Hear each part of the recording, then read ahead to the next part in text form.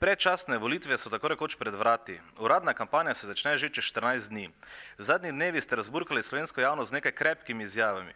Pravite, da kandidatura Zorana Jankovića na državnozborskih volitvah pomeni začetek razpada slovenske države. Lahko to morda malo bolj podrobno pojasnite? Smo bili priča centralizacije. Če pogledamo, kdo gospoda Jankovića obdaja in film zavrtimo za 3 leta nazaj, lahko gotovimo, da so vsi ti ljudje, ki ga danes obdajajo, podpirali levi trojček, se z levim trojčkom slikali. Ta levi trojček je pa dobil nezaupnico v državnem zboru, zato imamo predčasne volitve. Se pravi, da so na nek način od Pahorja presedlali do gospoda Jankovića in želijo nekaj novega, neki novi stil, nove obraze, v resnici pa gre za politiko, ki je bila v tem danem trenutku aktualna in na oblasti. In če me vprašate, kako sem živel kot župan Maribora v prejšnji vladi Janševi, normalno. In vse, kar smo delali tako, kot se za eno evropsko mesto spodobi. Če me danes vprašate, mi država dolguje več kot 10 milijonov dolarjev iz različnih projektov. Imamo terjatve do države, nimam se s kom pogovarjati, niti nas ne respektirajo. Mogoče bi se mogel pisati kako drugače ali pa biti župan kjer je druge stranke. Vendar leta hitro minejo, jaz odgovarjam občanom, poslanci pa grejo na volitve in politične stranke. In tudi sem pozval vse občane in še enkrat jih pozivam, naj dvakrat krepko premislijo, komu bodo dali svoj glas. V redu. Da bi se morala Štajerska odcepiti od Slovenije, verjetno ste imeli v mislih bolj administrativno odcepitev oziroma večjo decentralizacijo vseh tistih delov Slovenije, ki pač niso Ljubljana. To ste v zadnjih dnevih tudi poudarjali. Govorimo o odcepitvi in to administrativni odcepitvi. To velikokrat opozarjamo z gospodom Šrotom in nekaterimi župani, ki niso samo štajerske, ki tudi prihajajo drugod. Ali je res, da moramo župani, ne glede na stranke, na okolje, kjer županujemo, spraševati vse državne birokrate in uradnike? Poglejte, spomenik NOB v Mariboru. Politika v Mariboru je enotna. Stroka se je poenotila. Zveza borcev meni predlagajo, da ga predstavimo, da ga zaščitimo. Mi smo v njega vložili v lanskem letu 160 000 evrov in ga želimo predstaviti na drugo lokacijo, 70 metrov stran, 3 uradniki v Ljubljani. Ne, to je nedopustno. Nikoli niso bili 3 uradniki, ti 3 v Mariboru ali pa ne živijo z nami. Naj pustijo nam, da mi ustvarjamo mesto in okolje takšno, kot si ga mi želimo. Kot bo sprejel mestni svet, kot bo sprejela mariborska stroka, imamo univerzo, imamo strokovnjake. Ali res naši nič ne pomenijo?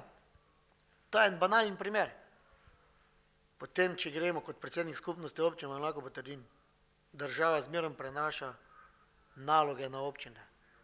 Odločitve pa zadrži za sebe. Se pravi, meni prenesajo obveznosti, odloča pa sama. Če bi odločil minister, bi bilo v redu. Odločajo pa tam uradniki v 3. rangu, ki so čez dan zaposleni na ministrstvih, popoldan so zaposleni na različnih inštitutih, zvečer pa v raznih nevladnih organizacijah in velikokrat so stranka v postopku z 3 različnih koncov.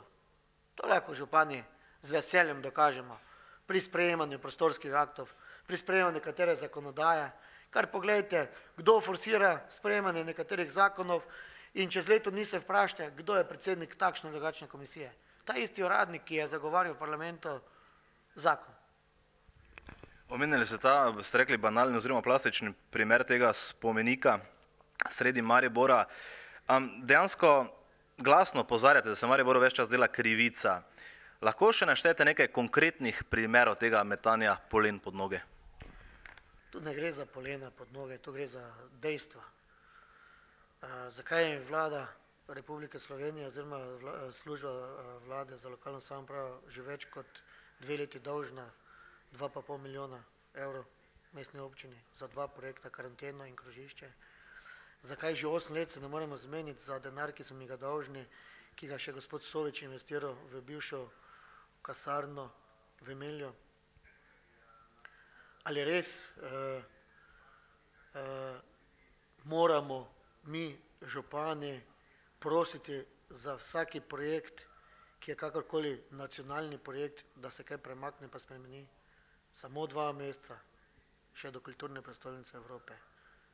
€1 nisem dobil, €1 nisem dobil investicijskega za projekte oziroma za infrastrukturo kulturno od države. Ne glede, kjer stranki pripadam, tu se moram zahvaliti Majdi Širci, ki še edina stala nam ob strani, ki je vsaj to zagotovila, da imamo programski denar in ki je našla možnosti financiranja teh infrastrukturnih projektov. Kje se je ustavilo? Bilo mi je zagotovljenih 10 milijonov za infrastrukturo v obrežju reke Drave iz 6. razpisa Vlade Republike Slovenije za lokalno samoupravo. Tega 6. razpisa pa ni bilo in ga ni. Se pravi, da nekdo načrtno drži ta razpis nazaj, nekdo načrtno drži razvoj mesta, ki gre v kulturno prestolnico. In kaj naj bom potem zadovoljen, naj jih potem hvalim, naj jih kujem zvezde. Še enkrat podarjam, v Janševi vladi smo dobili Evropsko prestolnico kulture, smo dobili zimsko univerzijado, celotna vlada je stala za Evropsko prestolnico kulture, ki je prisotna tako v Novem mestu, Velenju, Ptuju, Slovenj Gradcu, Mariboru in Murski Soboti. Gospod Zver, bivši minister, je bil z mano v Bruslju, se veselil z mano zimske univerzijade. Se vlada zamenja in ta vlada reče, to je 3. razredni dogodek. Lepo vas prosim. To je odnos. Seveda, če bi verjetno se kako drugače pisal, ker ne želim omenjati nekaterih imen ali pa županskih koleg, ker vsakega župana spoštujem, ki je bil zvoljen, bi odnos vlade bil drugačen, jaz sem prepričan. To je tudi verjetno razlog, da se pravi, ste del te neformalne koalicije za večjo avtonomijo vzhodnega dela Slovenije, baje pripravlja tudi protestni shod v Trojanah. Imate še kaj podobnega v načrtu za opozarjanje na to pač problematiko, ki jo izpostavljate v teh zadnjih dnevih? Do 4. decembra je še kar veliko dnevov in noči. Sam ne bom kandidiral za poslanca. Apeliram pa na vse še enkrat, naj 2-krat premislijo, komu bodo namenili svoj glas. Želim si, da bi tudi Maribor dobil poslance, ki bodo z dušom in telesom delali za mesto in blaginjo države. Za eno in drugo. Kolikor vem, bodo kandidirala vsaj 2 podžupana, mogoče tudi podžupanja. Jaz bi bil vesel, če bi bili vsi 3, ki so iz različnih strank, so iz moje koalicije mestnega sveta, zvoljeni. In jaz mislim, da v Mariboru koalicija, ki je med Ljudsko stranko, SDS-om, Novo Slovenijo in Desusom, nacionalno stranko in nekaterimi listami, kot je Lipa, je stranka, gasilci, da si naj liderji v državi, političnih strank, vzamejo mesto Maribor za vzgled in bodočo koalicijo na nivoju države po vzoru Maribora organizirajo, na ta način zagotovijo dobro vlado, ki lahko Slovenijo popelje malo drugače, kot je v tem trenutku se je ta naša država znašla. Če se vrnem tistemu vprašanju, protest boste kako organizirali na meji, ki nekako loči to Ljubljansko regijo za Štajersko, to je bila mogoče taka bolj neka PR? Ni bila to PR zgodba, prav gotovo se bomo z gospodom Šrotom in nekaterimi župani dogovorili, da se srečamo na Trojanah. Zanimivo je, da ko je šla vest v medije, da jaz in Šrot, gospod Šrot, protestiramo, da se na mene obrnilo veliko županov iz različnih strank, ne samo z Ljudske, pa SDS-a ali Nove Slovenije. Župani se v skupnosti občin, kjer sem jaz bil 4-letni mandat predsednik, nikoli nismo preštevali na leve ali desne ali na politične stranke, komu pripada. Mi smo se zmerno borili za svoje občine, za svoje kraje, predvsem pa za pravice in dolžnosti, ki kakorkoli občani in občine imamo v medsebojnem odnosu. Želimo pa opozoriti tudi liderje političnih strank. Sicer lideri na desnici nimajo težav z skladnejšim regionalnim razvojem. Ne? Če pa že gospod Zoran Janković resno misli z svojo kandidaturo, potem ga pa javno pozivam, kot župan Maribora, naj javno spregovori, kakšen je njegov program, kakšni so njegovi pogledi za skladnejši regionalni razvoj, kakšni so njegovi pogledi, da bo zmanjšal brezposelnost v celotni Sloveniji. Če naredimo primerjavo Ljubljane, glede na to, da je posledica, da so državne inštitucije in vse skoncentrirajo tam, je najmanjša brezposelnost. Pogledamo Mursko Soboto, ali pa Rušje, ali pa občino Pesnico, pa krepko odstopamo od povprečja. In naj tudi gospod Janković se opredeli z svojim programom. In to jaz imam pravico kot državljan, da zvem od bodočega kandidata, ali za poslanca, ali za predsednika vlade. Kakšno je njegovo stališče do pokrajin? Si želi ali ne želi? Ali podpira to, da bi vse pristojnosti, recimo, ali pa večino pristojnosti Ministrstva za okolje in prostor prenesli na bodoče pokrajine? Se tudi sam kot župan Ljubljane ima težave, ki mora isto kot jaz, kot župan Maribora, čakati na nekatere prostorske akte, na nekatere postopke, ki jih uradniki peljejo 2-3 leta. Me pa zanima, kakšen je njegov odnos. Ali bo upal javno reči, jaz sem za to, da 3/4 nalog z javne uprave, z Ministrstva za okolje in prostora, tudi z Ministrstva za promet prenesemo na bodoče pokrajine. In naj reče, te naloge so upravne enote pod okriljem občine. Danes pooblaščene organizacije strani države opravljajo tehnične preglede in vam registrirajo avto v imenu države. Se pravi, privatnemu podjetju je država zaupala registracijo avtomobila. Vi greste na tehnični pregled privatnemu podjetju, zasebni lasti. Opravite vse tam. V imenu države vam registrirajo avto. Meni kot občini pa ne bi zaupali vodenje upravne enote vseh ostalih postopkov. A veste, dokot pridemo? Zakaj država ne bi prinesla upravnih enot na mestno občino in na vse ostale občine? Da sami vodimo te postopke. Hitrejši bi bili, stranke bi bile bolj zadovoljene. Danes veste, kot občan, ki prije na občino, ne loči preprosti občan, kaj je upravna enota, kaj pa je občina. On reče, grem po gradbeno dovoljenje na občino. V resnici pa to upravna enota. Dobro, dotakla smo se že dejansko lokalnih volitev. Gospod Klangar, gledajte, v bistvu na decembrskih volitvah, imate že kakšne prognoze za napoved svoje matični stranki SLS-u, kajti zadnja delova anketa je namerila le 3,1% odstotno podporo ljudi. Kakšne so vaše, bi rekel, prognoze za tako rekoč vašo stranko? Malo kdo bo izkorenilo Slovensko ljudsko stranko iz slovenskega političnega prostora. Mislim, da imamo takšne korenine, da se to ne da, da bi kar čez noč usahnili ali da ne bi prestopili praga.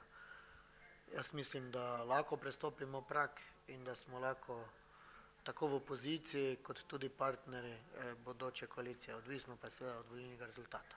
Imamo dobre kandidate, občani bodo imeli na teh volitvah pestro izbiro, tudi liste in nove obraze, ki jih ne jemljem kot nove obraze.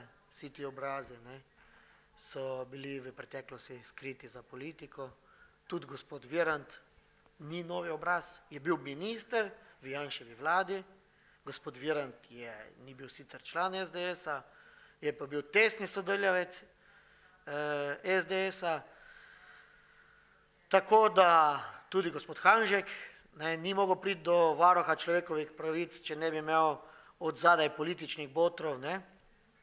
In pač ima svoje poglede, spoštujem to, samo ljudje niso neumni, da ne bi to vedeli. Jaz vem, tudi drugi vejo, izbira bo pestra in občani in državljani se naj odločijo.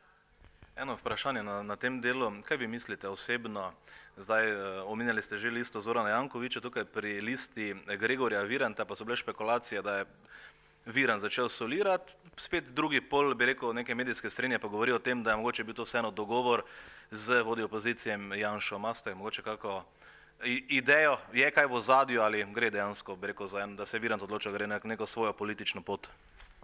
Jeste moje osebno mnenje in bi želel, da to podarite, to moje osebno mnenje.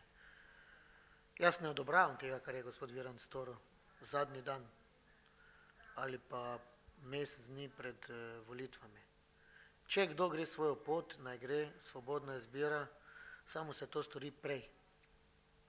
To se napove prej in pač priješ na vzkrižje z ideali ali s pogledi, z programi, kolikor pa meni znano in koliko imam informacije, to ni bilo dogovorjeno z Janezom Janšo. Do včeraj je bil v svetu, strokovnem svetu SDS-a. Zakaj je se Virant odločil za svojo pot, to pozna on. Kot strokovnjaka ga spoštujem, kot bodočega politika pa bom to mnenje sicer zadržal. Jaz mu samo želim, da to, kar govori, da če bo mu uspelo, da tudi obljube drži. Politik je najbolj pomembno. Da kar je rečeš, da to tudi izpelješ. Gospod Kangler, še poslednjo vprašanje. Prej ste omenjali, da mogoče z vaših vrst bo tudi kandidirala gospodična Astrid Bah, tako sem vsaj razumel, ne? Glejte, zdaj, vi ste jo na funkcijo podžupanje imenovali zdaj pred dnevi. Mnogi spletni komentatorji ste ga dejali, češ bolje se obkrožiti z mladimi in sposobnimi, kot pa starimi komunisti, tako sem nekje prebral. Rečite mi, po kakšnem ključu v bistvu vi izbirate te vaše najožje sodelavce? Veste, jaz imam s starimi komunisti v Mariboru dobre odnose in jih spoštujem, kot je predsednik Zveze borcev. Dobro sodelujemo z dialogom, želimo neke stvari premakniti v tem mestu, kot je August Majerič, bivši predsednik oziroma podpredsednik državnega sveta, kot je bivši rektor dr. John Lagič. To so za mene stari komunisti, ki jih spoštujem, ki si niso v življenju nagrabili nekega premoženja, so pošteno delali. Mogoče tudi sam včasih jaz pogrešim, so tudi kdo od njih kaj pogrešil, ampak pri meni so spoštovanja vredni. Svoje sodelavce pa izbiram po izobrazbi, po sposobnosti, predvsem pa po volji in želji. Podžupana ali podžupanjo lahko imenujem samo izmed vrst mestnih svetnikov. In če sem bil deležen kritik strani ženskega članstva v mestnem svetu, da nisem našel politične volje, da bi imenoval neko žensko za podžupanjo, sem zdaj iz istih grl deležen kritike, zakaj sem prav njo našel za četrto podžupanjo. Gospa Astrid Bah je magistra ekonomije. Mlada, nekaj izkušenj že ima, nekaj jih bo pa dobila. In ne vidim nobenega osebnega zadržka, da ne bi ji dal priložnosti, da projekt Evropske prestolnice mladih leta 2011 kot podžupanja skupaj svojo ekipo izpelje. Se jim pa zdi noro, da dobim od ene izmed mariborskih hiš novinarsko vprašanje, ali je res, ali drži, da bi naj ona bila z mano v sorodu ali z mojimi sorodniki od moje žene. To so tako nizka vprašanja, tako nizki udarci, da v zadnjem času se še samo smejim, ko vzamem en časopis v roke, pa vidim prvo stran članek, pa vem, da so ga naročili kriminalisti, pa lahko pričakujem čez 10 dni ali pa te dni, da bodo kriminalisti prišli na informativni razgovor, ali pa bom spet zato, ker sem predlagal mestnemu svetu med osumljenci. V resnici pa lahko samo župan predlaga gradivo mestnemu svetu. In to delajo. Mariborski kriminalisti se dogovorijo z dotičnim novinarjem, točno vemo, kjerim, ki naredi zgodbo, popačeno zgodbo z neresničnimi podatki, pridemo na prvo stran ali tretjo stran, potem pa seveda pridejo pa potrkajo kriminalisti. Mi to sledimo, mi to beležimo, ko bo zgodba tako daleč, sem prepričan, da bo nekdo v Evropi tudi o tem presojal, ali je to normalno v normalni demokraciji, ali je to nenormalno. Samo zbiram in se smijim in beležim. In te komentarje, ki jih pišejo, če bi preverili IP-je, mi jih včasih preverimo, točno ugotovimo, da gre to za osebe, ki so tesno politično povezane z levim polom ali pa z dotičnim novinarjem ali pa v neposredni bližini njih. Ampak gledajte, jaz opravljam svoje delo, moja ekipa bo ta mandat zaključila. V tem mestu jih boli, da imamo močno koalicijo, da je v koaliciji poleg Ljudske stranke in SDS-a tudi Desos, pa Nova Slovenija, in tega pač že 5 leto v mestu nekateri politični akterji iz Zaresa ali LDS-a, ali če kar imenujem direktno Zofini ljubimce v tem mestu, ne sprejmejo. V prejšnjem mandatu je Ljudska stranka imela samo 3 svetnike, v tem mandatu ima 10, in jaz mislim, da edino, kar lahko v mestu nekaj naredimo pozitivnega, je, da prvo zagotovimo dobro koalicijo, si naloge razdelimo. Vsi 3 podžupani do sedaj so imeli preveč dela. Oni so se veselili imenovanja podžupanje, da bo lahko marsikatero prireditev, ki je v mestu, iz protokolarnih narav, da se odzove povabilo, da gre, da v imenu občine pozdravi, ona prevzela in da bodo lahko oni bolj se vsebinsko poglabljali v naloge, ki jih imajo, kot na primer Milan Mikl, ki specialno pokriva zimsko univerzijado. Gospod Kangler, čisto za na konec, pa zelo na hitro, ni to malo paradoksalno, pač zdaj hvalite te podžupane, so zelo agilni na vsak na svojem področju, ampak hkrati pravite, da bodo skoraj vsi šli na parlamentarne volitve. Kaj to pomeni, če so v Poloniji odločili, da bodo opravljali delo naprej kot poslanci, da boste iskali nove podžupane? Je seveda vse združljivost funkcije profesionalnega in neprofesionalnega podžupana z funkcijo poslanca ni združljiva. Če bo gospod Ujčič izvoljen, Desos izmed svojih svetnikov premore dobre kandidatke in kandidate, da je dobijo novega podžupana. Če bo gospod kancler izvoljen, namesto njega tudi pridejo novi ljudje not.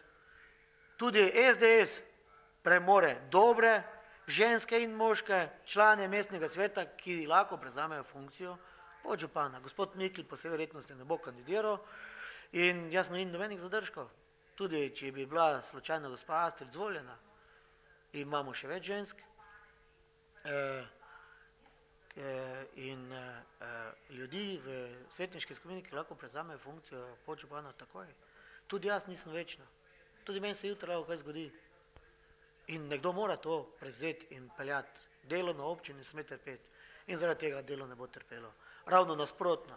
Jaz bom vesel, pa še bolj ponosen na svoje mesto, če bi kateri od podžupanov bil izvoljen in bi imeli neposredno predstavnika v državnem zboru.